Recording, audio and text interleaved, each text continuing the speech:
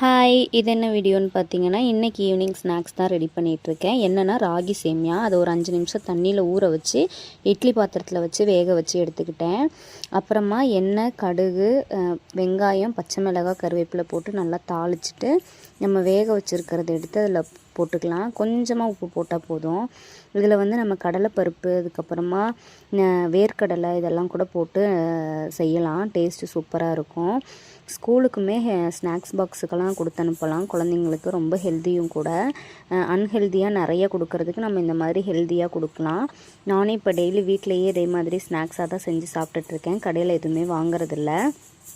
அதுக்கப்புறமா நல்லா போட்டு கிளறிட்டு தேங்காய் வந்து கொஞ்சமாக துருவி போட்டு நல்லா கிளறி எடுத்து டீயோடவோ இல்லைனா சும்மா அப்படியாவோ சாப்பிட்லாம். டேஸ்ட் வந்து சூப்பராக இருக்கும். இதே மாதிரி ட்ரை பண்ணி பாருங்கள். வீடியோ பிடிச்சிருந்தா லைக் பண்ணுங்கள். சேனலை சப்ஸ்கிரைப் பண்ணாதவங்க பண்ணிக்கோங்க. பாய்.